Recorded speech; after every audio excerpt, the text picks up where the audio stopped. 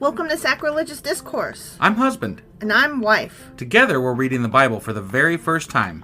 We grew up without religion and wanted to know what all the fuss was about. Well, what have we learned so far? That God is a dick, and apparently some people believe in talking donkeys? We're not trying to pass ourselves off as experts. Nope, we're just reading the Bible for the first time and giving our first take reaction. If you'd like to join us in this venture, you might consider starting at episode 1. Otherwise, jump in wherever you like. All right, let's go read the Bible. Yeah, let's get to it. Husband! Wife! How you feeling? I am tired as fuck right now. Why? Tell us why. Yeah, so I decided to become a car mechanic today. And you decided to. So what did you do? I mean, it was too expensive to pay someone else to be a car mechanic, so I decided to do it myself. Mm-hmm. And I changed my front brakes. You did. I did. And it took me all fucking day. It did. Like all fucking day. I'm so sorry. Ooh, man, I am beat. But I keep saying you're so hot. Yeah. Yeah. I mean, sexy as fuck. So anyway, that's what I did today. Mm-hmm. But what are we doing today? I'm really sorry to put you in this position. We're going to play a game. You can't let me have it just today? No. Not after my ordeal with the brakes today? No, because you're always wrong. Oh, fuck. Yeah. All right. Well, you mean contradictions, though. Proverbs contradictions. Yeah. Okay. That's right. Well, let's go do this. Okie dokie.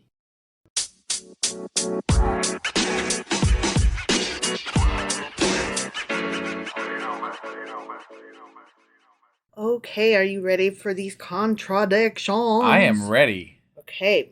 Proverbs, we already did the wrap up and everything. Yeah. So we finished this it. This is the last Proverbs episode, everybody. Yep. Just to make sure we say that one last time. But I'm really excited about it because it again means that we're over halfway through the Old Testament. Yeah, and we're done with Proverbs, which and we're done. I'm very excited about. Yeah, me too. All right, question 1. Can God be found? No. I'm just speaking from personal experience here. Okay, let's go with no. Yeah. Okay. God will not be found by those who seek him.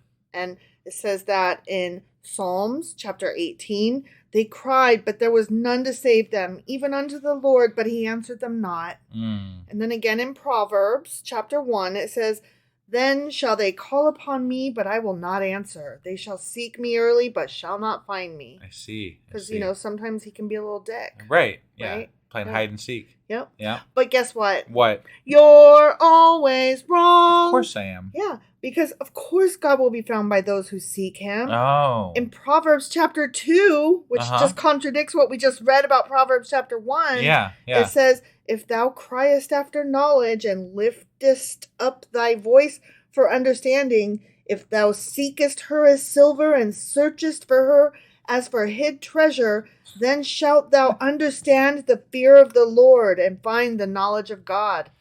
But you didn't find God, you just found the knowledge of God. Well, that is true. You didn't actually find God. That is true, but in Proverbs chapter 8 it says, those that seek me early shall find me. Oh, okay. So, all right. I mean, that's so pretty... there it says, yeah. Okay. And of course, there's a bunch of other ones that are in the New Testament that I can't use yet. Sure. So, okay. Yeah. So, yes and no. But yes, you can find God. Sure. Yeah, you can't find God. Except for when you can't. Right. So. Yeah, when he's being a little peekaboo bitch. Right. All right, question 2. Should we think for ourselves? Yes, you should. So, in my opinion, again. Mm-hmm. Yeah. Well, Proverbs chapter 2 says, Yes, so that thou incline thine ear unto wisdom and apply thine heart to understanding. Yeah, right. Yeah. That's good advice. Right? But guess what? What? You're always wrong. That one just can't be wrong, though. Because in the very next chapter of Proverbs, chapter 3, it says, Trust in the Lord with all thine heart and lean not into thine own understanding. Ah. Yeah. Don't do it. Okay. Don't trust yourself. I'm gonna skip that advice. Me too. So. Me too. Yeah. Yep. I'm just gonna go in that specific instance. I'm gonna go with I am right. Or I will continue searching for the answer until I find the right answer. Yeah. I mean, I'm always open to the correct answer. Sure. But I mean, Yeah. God is not one of those things that has been presented to me. Right. So I agree. it is what it is. So number 3, is wisdom a good thing? Why don't we ask wisdom? Isn't wisdom a person? Well, this is lowercase w, not capital Oh. W. I'm going to go with yes. Again, personal preference here. Sure. Wisdom is a good thing. Plenty of things in the Bible Sure. that back that up. Yeah. We've got several from Proverbs, chapter 2, so that thou incline thine ear unto wisdom and apply thine heart to understanding. Mm-hmm. And then we've got chapter 3, the wise shall inherit glory. And then chapter 4, wisdom is the principal thing, therefore get wisdom, and with all thy getting, get understanding. Got it. Chapter 10, wise men lay up knowledge, but the mouth of the foolish is near destruction. Oh. Chapter 14, the wisdom of the prudent is to understand his way. Chapter 16, how much better is it to get wisdom than gold? And even sounds like wise is a good thing. Chapter 23, buy the truth and sell it not. Also wisdom and instruction and understanding. Yeah, right, yeah. Good stuff. Okay, but guess what? What? You're always wrong. Damn it. Yeah, because Genesis, way back in the beginning, says, and when the woman saw that the tree was to be desired to make one wise, she took the fruit thereof and did eat. You don't want to eat right. Yeah, that's not tree of knowledge. That's not what Eve was supposed to do. She was not supposed to get knowledge. Right. Why? Because knowledge bad, I guess. Yeah. And then in the book of Job, it says, he respecteth not any that are wise of heart. Huh. Mm-hmm. Interesting. Right? Yeah. It's wisdom weird bad. how they don't make any sense from one place to another. Right? It's almost like the Bible is full of contradictions. Yeah, it really is. Okay, number 4. Has there ever been a righteous person? We've read this one before.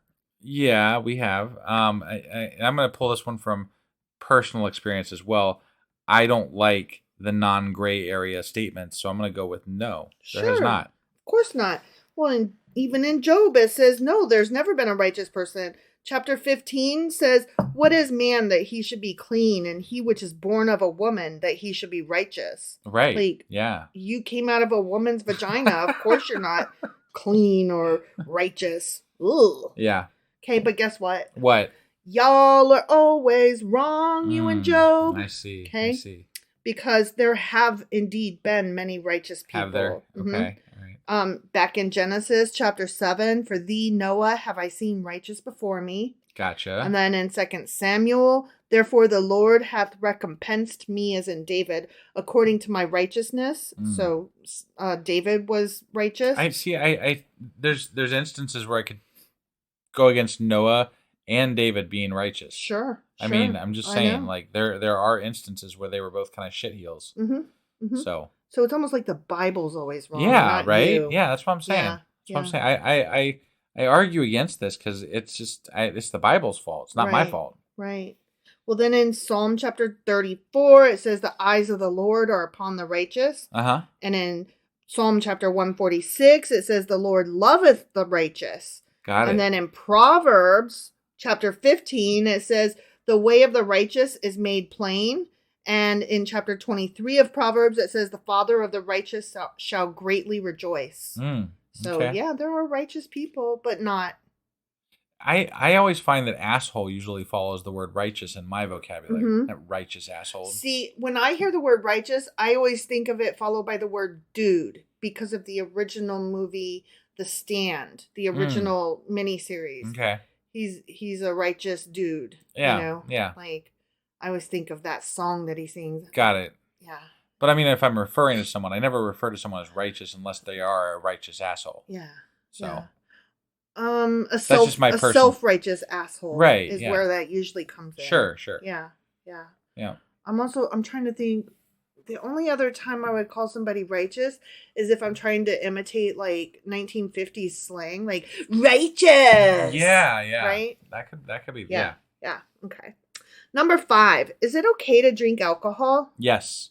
You didn't even wait. I'm just giving personal advice here today. Sure. Yeah. Well, sometimes God agrees with you. Like in Genesis, God give thee of the dew of heaven and the fatness of the earth and plenty of corn and wine. So he was like, drink up, bitch. Good stuff. Yeah. And then in Deuteronomy, it says, thou shalt eat before the Lord thy God, thy tithe, the tithe of thy corn, of thy wine. And then in Judges, it says, wine which cheereth. Cheereth. Cheers. Got it. Yeah. Cheese. Cheereth. Cheese and wine. Yeah. Wine which cheers God and man. Got it. Okay. So it cheers God, even. Yeah. Oh, yeah. Yeah, okay. definitely. All right. There were other places where it said that, too, that I'm not allowed to mention yet because we're not there yet. Got it. Yeah. New Testament kind of stuff. Okay. Yeah. Well, I know, you know, some things that in the New Testament, like sometimes it gets created from things and stuff. Yeah. And sometimes people wash your feet with it. Yeah. Those guys may or may not be named Jesus that did those things. Maybe. Could be. Know. I don't We're know. not there yet. We're not there. Couldn't tell you. But guess what? What? You're always wrong with regard to alcohol, just to remind you. I kind of remember this from Proverbs. So. Well, back in Numbers, it says, he shall separate himself from wine and strong drink, and shall drink no vinegar of wine or vinegar of strong drink. Neither shall he drink any liquor of grapes, nor eat moist grapes or dried. Stay the fuck away from grapes. I see. Okay? Okay. Of all types. Grapes are just bad shit. No grapes for you. Yeah. Okay? They might be soured or something, and then you get that taste and be like right back on the wine. Yeah. And then in Proverbs, it says, wine is a mocker, strong drink is raging, and whosoever is deceived thereby is not wise. And we all know you need to have wisdom. Well, except for sometimes not. You don't, Yeah. And then further on in Proverbs, it says, be not wine bibbers. Wine bibbers? That's what it says in this translation. Okay. Yeah. Right. Be not among those who imbibe wine. Got it. For the drunkard and the glutton shall come to poverty. Now, there were other anti-drinking things that I could have shared but didn't, not because they were spoilers, but because they leaned more towards don't overindulge. Sure. Or don't drink heavy spirits when you're pregnant. Got it, which is decent-ish advice. So yeah, and I didn't take those as either God thinks you should drink or God thinks you shouldn't drink. It's just advice. Yeah. Which isn't altogether bad. Sure. So I left those out, but I still thought they bore mentioning. Sure. Just not as part of my yes or no. Yeah. I got it. Okay. All right. So number 6, do the wicked live long? Yes, they do. They do, right? We have some examples today, currently going through some court hearings, I think. That have lived a long life. Who might be wicked in, that wicked sense of right and wrong. Yeah. If we're looking for the black and white. Right, yeah. Definitely performing wicked acts. How about that? Yeah, for sure. Okay. Well, yeah, I agree with you, and so does the Bible, especially in Job, where it says, wherefore do the wicked live, become old, yea, are mighty in power. Yeah. That happens. But guess what? What? We're always wrong because... You threw yourself there. Yeah, I did, because I was agreeing with you. Okay. But I will throw myself in with that one, because in Psalms, it says... bloody and deceitful men shall not live out half their days. And then in Proverbs chapter 10, it says the years of the wicked shall be shortened. Got it. So it just depends on where you're reading as to whether they get to live long and prosper or die. Yeah, it seemed like during Proverbs it was very back and forth about that issue. Very. So number 7. Okay, this one might lead to a longer discussion at some point. Okay. Because it has to do with Schadenfreude. Got it. Okay? Yeah. Number 7. Should we rejoice when our enemies suffer? No. We shouldn't. Right? I mean, that's just this is my personal opinion on that matter. Right. And I guess I like to see my enemies fail, but I don't necessarily want to see them suffer. And right. I see a difference between those two things. Yeah. Well, not only that, but the question is not, do we rejoice? It's, should we rejoice? And if we're going with should, we shouldn't rejoice when anybody suffers. Right. Even people that we don't like. Again, it's just not nice. Personal opinions.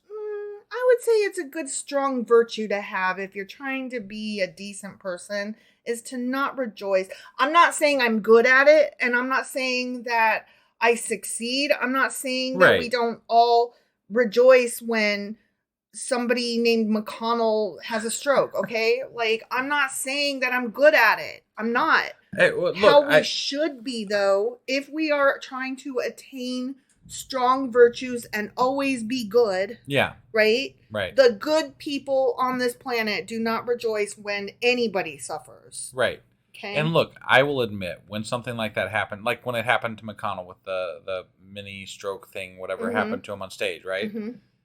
I have to admit, I have to quell a response of, celebration in my heart, Yeah. And I do it on purpose because I don't like McConnell. I don't. Right. And when that happens, my initial reaction is, serves you right, motherfucker. Right. But then I also have another secondary immediate reaction that says, but that sucks, and he's a human being, and as much as I don't like the guy, I don't know. I just, it's not that he's going through a rough time right there, right now, you know, and I suppose it depends on how bad this person is, but McConnell is just a schmuck, Yeah. And so I guess him having a stroke on stage or whatever happened to him I felt is not worth. It's not something I wanted to celebrate. It makes your soul dirty if you have a soul, right? But we don't. But, no, I know. I'm just saying, it doesn't make you a nice person. Sure, it just doesn't. Now, I had an online friend, so one of those online friendship kind of things. Mm-hmm. That their instant reaction was they had the exact opposite situation. Okay. Where their instant reaction was, oh my God, that poor old man on stage in front of everybody having a stroke. That's tragic. He's somebody's father and blah, blah, blah, and that's just tragic for anybody. And then their secondary reaction kicked in the opposite way of yours. And they were like, if that was me, that motherfucker would not give two shits if I lived through this. And if he knew I was a Republican or a Democrat, right. He would cheer for my demise. And, fuck that guy. I don't think he really has anything that he stands for. He started off as a Democrat initially, right? He stands for power, greed, and the wealth of old white men hanging on with the last shreds of their fingernails to whatever they can. Right. Yes, I know what he stands for. Yeah. I just thought it was an interesting discussion that, sure. No, I mean, Schadenfreude is, it's always an interesting discussion because it's going against, like, no matter which way you go with it, some part of it goes against your nature. Mm-hmm. Like, we do empathize with people, so we do care about people's well-being, but we also do not like certain people, and we don't like the things they're doing, and we want to see them fail. So either way you go with the reaction, you're at some level going against your natural inclinations. Sure. So I would say, in the interest of trying to be the best person that you can be, I'm not telling you don't have Schadenfreude. That's not something that you can really control. Right. Honestly. Whatever your first reaction is, it is. I can't control it. Right. Like, it's something that I have initially, but then... What I would say is just be aware of it. Yes. And make note of it. And, talk about it with people. Talk about it with yourself. Ask yourself, is this reaction the reaction that I wish I had in my heart? Right. And I think that's the most important part. I don't judge people that have the joy response, and I don't judge people that don't, but I think if you are willing to question your reaction, then you're on the right path to figuring out what is the actual right reaction for yourself. If there is a right reaction to be had at all. Sure. Yeah. But I think because they go counter to each other, the responses that we might have to those situations, I think it's important to at least examine those responses. Yes. And that's what I was getting at. Sure. But here's what the Bible has to say about it. Okay. So, should we rejoice when our enemies suffer? And we both said, no, you really shouldn't. Right. Yeah. In Proverbs chapter 24, it says, rejoice not when thy enemy faileth, and let not thine heart be glad when he stumbles. Sure. Sure. And then, but we're always wrong. And Yeah. I'm not going to sing that because this one is... Because fuck that question. Universally, we're always wrong. Right. In Psalms chapter 58, it says, the righteous shall rejoice when he seeth the vengeance. He shall wash his feet in the blood of the wicked. Yeah. And that one I remember us having a really hard time with. Right. Well, and I distinctly remember some things from Psalms, actually, that where they were dancing and we're going to get to that. Like that's some stuff in the next question, actually. Got it. Okay. Yeah. Right. Yeah. So the continuation of this conversation. Sure. Number 8, how should we treat our enemies? And I summarize these as either good or bad. Okay. So how should we treat our enemies? I think generally good within reason. Yeah. I agree with that. So Exodus says, if thou meet thine enemy's ox or his ass going astray, thou shalt surely bring it back to him again. Don't take it. Don't be a dick. Again, this is, the Bible loves black and white, good and bad, right? It really, that's what I was stipulating before, is that it really depends on how much of an enemy they are. If they have done something, there are certain people I would not return their ox for. You know what I'm saying? But would you steal it for your own? No, I just wouldn't maybe go out of my way to help them get it back. Sure. But also keeping in mind that their bad behavior does not excuse your bad behavior. Right. Like, you can't use somebody else's badness as a reason for you to commit a crime or a cruelty. No, I agree with that.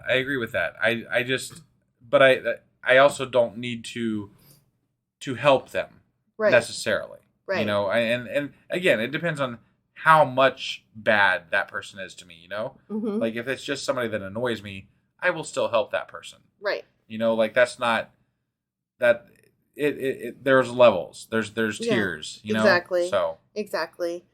Again, it has to do with thinking it out and being open to questioning yourself. Yeah. So Proverbs chapter 25 also agrees and says, if thine enemy be hungry, give him bread to eat. And if he be thirsty, give him water to drink. Yeah. And I think that gets into like, do we torture prisoners? No. Right. Yeah. No. And this is where, I don't believe in the death penalty, and I don't believe in torture. Right. I think that those are awful ways to treat human beings. That being said, again, at a personal level, there are certain things that might make me want to change my mind about those things, but that's why we have a legal system that it takes it out of the personal. Right. Right. And because if you were to act on that on the personal level, that's not justice, that's vengeance. Correct. And that makes you committing badness. Yeah. So I think that as much as on a personal level, somebody might want to enact vengeance upon someone, I think it's important to realize that not everybody is always correct on their initial reactions, and that the court process needs to be honored. It needs to be seen through the system, and then even though our system is janky as fuck. Beyond that, the way I look at this too is that I think every life that is alive is precious. I think that every person on this planet, there is some reason to keep them here. And even if that means life in prison, because to me, if somebody did something that warranted the death penalty or life in prison, and they were proven to have done those things, I almost think that's more torture than getting the death penalty. Sure. The death penalty lets you off the hook. You're done. Yeah. That's true. Life in prison, you have to sit there and think about it the rest of your life. Right. And I don't feel like there's any win when it comes to killing somebody who did something wrong. True. So. True. Sorry, I'm going off on a rant. No, that's okay. It doesn't matter anyway because I'm always wrong. You're always wrong. Yeah.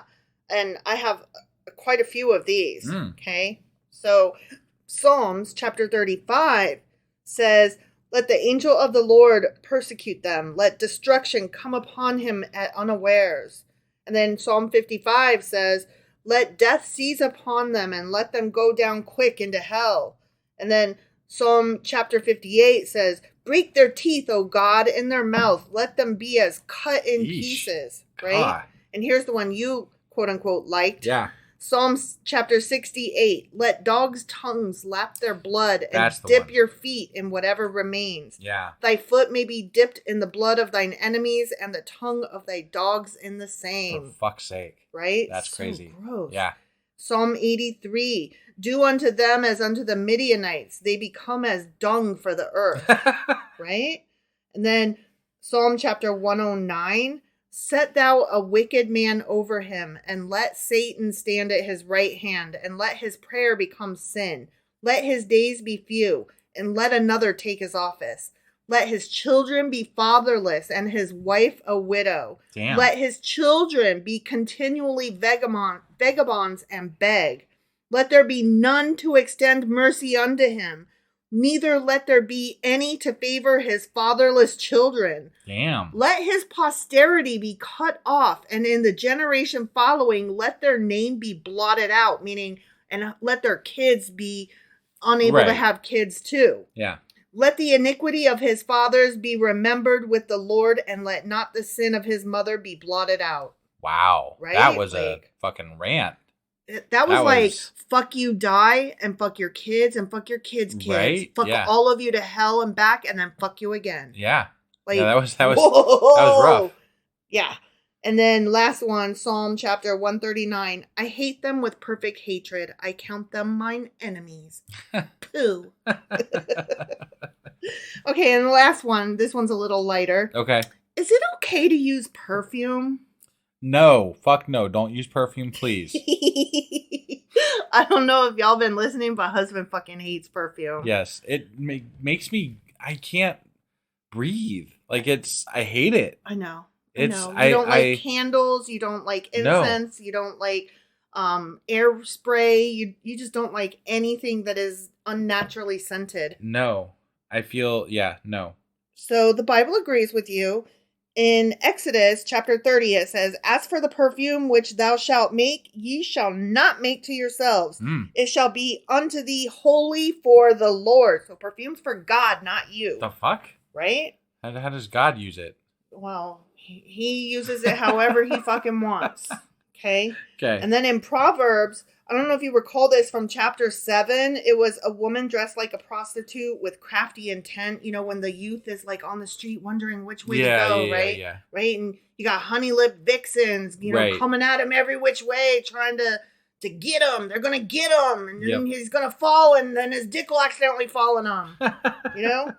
So I, a woman dressed like a prostitute and with crafty intent, have perfumed my bed with myrrh, aloes, and cinnamon. Oh. And that's her wily ways. She's going to get you with her perfume. I got it. Okay, but guess what? What? You're always wrong. Oh. You're always wrong. Yeah. Because Proverbs says ointment and perfume rejoice the fucking heart. Wow. Yeah. Okay. Not mine, but... And then in Esther, it says, Esther was brought also unto the king's house. Remember, she bathed in this shit for a year. I do, yeah. Now, when every maid's turn was come to go into King Ahasuerus,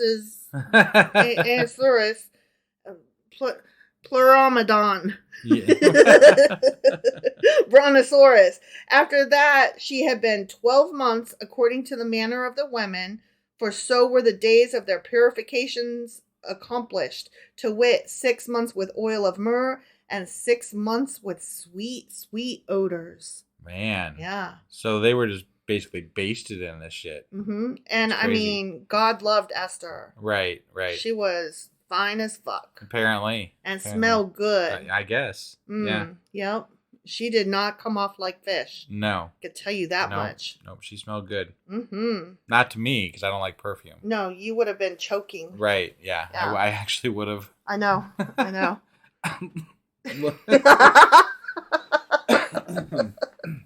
Everything okay? Just thinking about it, yeah. Just thinking about it made you cough up. Apparently. Oof. So was that all we had to cover today? That's all we had to cover today. Okay, so that's contradictions for Proverbs. It sure as fuck is. And that means no more Proverbs. No more Proverbs. We're done with Proverbs. Yep. It's over. It's done. All right. Well, I guess, let's see. We'll see. We're doing a teaser for the Exodus, I think, thing. Wait. What are we doing? Yeah. Friday is going to be the Exodus Contradictions. Yeah. For Patreon members, and then we'll be back to our regularly scheduled programming we'll do a Sunday book club, I think. Mm-hmm.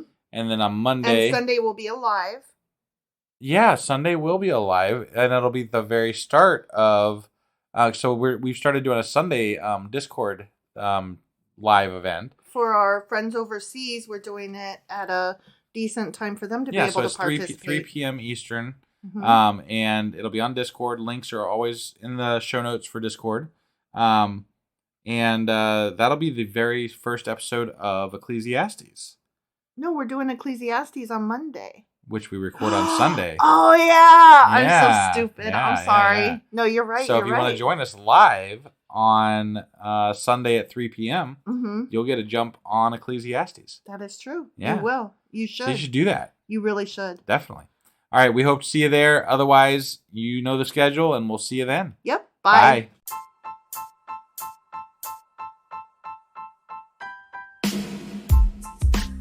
Hey, wife. I guess that's the end? But husband, that's just sad. It doesn't have to be. We are on lots of social media platforms like Twitter. Our handle there is sacrilegious_D. For D's nuts. Oh my God. Stop doing that. Anyway, we're also on Facebook, Instagram, and Pinterest. There's a link to all of our social media sites at our website. Ooh, we have a website? Yeah, it's sacrilegiousdiscourse.com, where you can also find a link to our merch shop. We have a merch shop? Yep. We have podcast-themed clothing, mugs, notebooks, and more, as well as an atheist and science-themed products. Wow, our fans should really go check that out right now. Definitely. They can get in touch with us by sending an email to sacrilegiousdiscourse@gmail.com. But before they do that, we could really use some help. Oh yeah? With what? Well, it's not free running the podcast, and we need some financial support in order to get better equipment, which will free up time so we can concentrate on our podcast and our fans. Okay, so what should they do? Head over to patreon.com/sacrilegious discourse and sign up as a contributor on our podcast. Supporters there receive additional bi-weekly episodes that we record just for our Patreon members for as little as $2 a month. Also, we'd really appreciate it if you would like and subscribe on whatever platform you're using. And Apple Podcast reviews help us out tremendously.